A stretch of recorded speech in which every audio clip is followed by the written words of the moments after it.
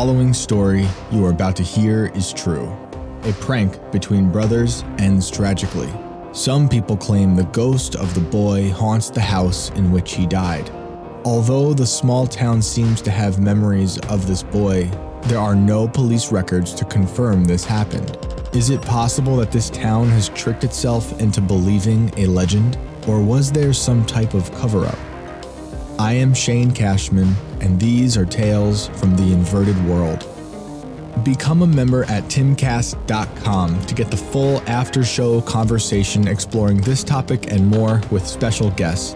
If you comment on the episode at timcast.com, we will answer questions in the members-only show. The hand behind the curtain.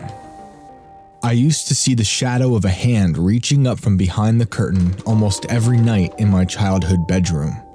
I must have been at least 4 or 5 when it started, and the hand would appear like that, on and off, for years.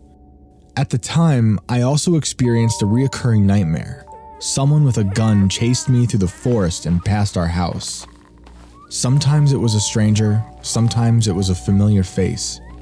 Whether it was the hand, the nightmare, or a combination of the two, there was a good stretch of time back then where I'd run into my parents' room telling them that I didn't want to die.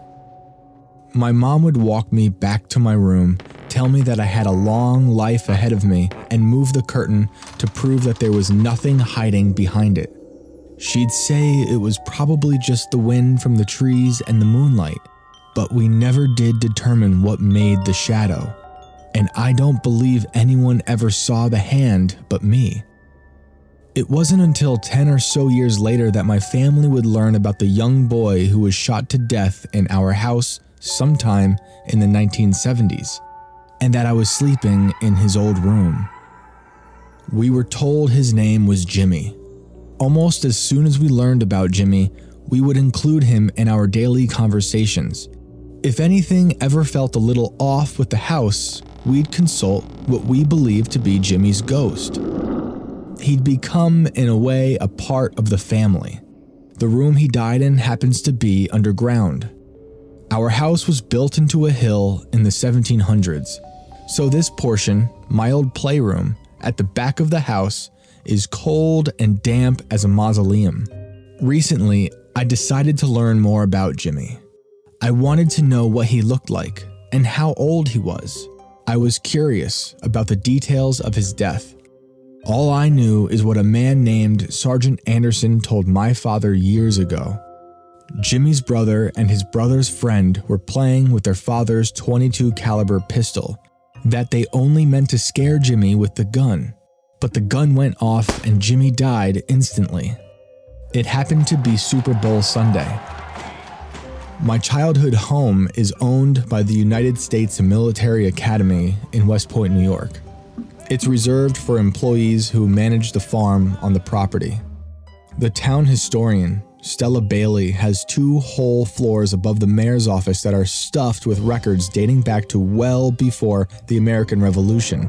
She's helped me try to locate 200-year-old skeletons, lost foundations of Civil War-era bars, and descendants from a nearby abandoned mountain town. She's even combed through each cemetery in our area to catalog every name on every headstone, should anyone ever reach out looking for information on the deceased. When I told Stella about Jimmy, she said she'd never heard of the incident. She'd had plenty of records about my house, but there was no mention of Jimmy. It seemed bizarre for such a tragic event in a small town to be absent from the historian's office. So I went to the police station asking to go through their archives, but they also had nothing. Since the home is government property, I reached out to the local military police, and they had no records. Did we convince ourselves of Jimmy's presence? There was no official record of Jimmy, dead or alive, not even hearsay outside of Sergeant Anderson's story. And he has since passed, so I couldn't ask him. If there was no Jimmy, then what was the shadow in my bedroom? I guess once my family learned about the boy, I must have retroactively attributed the shadow of the hand to his tragic death. The hand could be a false memory, but I can confirm that I did at least think I saw it when I was a boy. My parents remember all the nights I'd wake them up, worried about the hand. Or maybe it was some type of hallucination that happened in the space between sleep and consciousness. It was also entirely possible that I was just a young kid who spooked easily, and my imagination morphed ordinary things into terrible shadows. I've read that psychologists say a vision like the one I experienced could have been the product of sleep paralysis. There's no way to know for sure, but I do remember being able to move while under the spell of the hand. I've heard of other people who've been menaced by the shadow figures. I knew this wasn't unique to me, so I reached out to Heidi Hollis, author of The Hat Man, The True Story of Evil Encounters, and asked her what she thought of my shadow. She's written extensively about shadow figures and has been a frequent guest on Coast to Coast AM. I'd come across her descriptions of Hat Man, a term she coined about an evil entity, which in a way were reminiscent of the shadow I encountered as a kid. These shadow people, she said, as I categorized them, they shapeshift. They can become what looks like a bat, a rodent, a streak, a cloud. Hat Man likes to go after children and find a way to possess their soul. She referenced thousands of emails that detail such encounters. Some people, she said, have attempted suicide to escape the fears brought on by this shadow figure. I asked Hollis if she thought there could be a connection between Jimmy and the shadow hand. She said it's possible the shadow had some influence over the boys who supposedly shot Jimmy by accident. She calls this figure perverse and that it will do anything to fill a heart with fear. Hollis made me wonder if behind the curtain, attached to the hand, there was what she calls the Hat Man, trying to worm his way into my soul. Whatever it was that I saw all those years ago, I couldn't give up on the idea of Jimmy being connected somehow to the shadow, but I had to prove Jimmy was real first. It dawned on me to reach out to an old high school classmate, Sarah. She's become our local historian in training and has been collecting stories about our town, both old and new, as a way to preserve an oral history. She'd never heard about Jimmy either. Her father lived in town in the 70s and he'd also never heard anything about the supposed incident. She tried a few other people and they too had no recollection. It was becoming clear that maybe there was no death in the house, and maybe there was no Jimmy at all. I'd just about given up when I mentioned to Sarah that the only information I had about Jimmy was what Sergeant Anderson told my father. Sarah said she actually knew Sergeant Anderson's daughter, and within minutes we were in contact. Susan remembered Jimmy. His full name was Albert James Kern Jr., but everyone called him Jimmy. He was shot in my house, and he died on January 18th, 1973. Now that I had an exact date, Sarah and I were able to track down some more classmates. I learned that he was a sophomore in high school when he died. He used to hang out with a girl named Cindy, and she remembers thinking Jimmy was cute. He was tall and skinny. He had a crooked tooth and a wave in his hair. Since the story is almost 50 years old, each person I spoke with remembers the tragedy a little differently. Some people say it was a prank gone wrong. Others say the boys were playing Russian roulette. Some say it was a suicide and that it was covered up out of respect for the family and their devout Catholicism. Others say it was a freak accident, no malice. Some say Jimmy pulled the trigger. Some say his brother Ricky pulled the trigger. And others say Ricky's friend Mark pulled the trigger. I interviewed about a dozen classmates and/or people who were in school around the same time as Jimmy, and this, as far as I can tell, is the best reproduction of the events. It was Super Bowl Sunday, 1973. The Miami Dolphins were playing the Washington Redskins at the Los Angeles Memorial Coliseum. The boys had gone out to the range behind the farm to pick up dud ammunition, leftovers from the Army training. A lot of the local kids used to go up there to collect the munitions. They'd find the duds, empty out the gunpowder, and find ways to explode them for fun. If they couldn't get the lead out easily, they'd saw the duds in half, crimp the ends, then snap the caps into a gun and pull the trigger to make a loud pop with the gunpowder smell. That night, Ricky and Mark decided to scare Jimmy, who was lying on the couch in the TV room watching the game. They snuck in, cut off the lights, and pulled the trigger on their father's .22 caliber pistol, hoping that the loud bang would shock Jimmy. The boys would play like this often, and no one typically got hurt. If anything, maybe someone would get burned from the heat of the spark.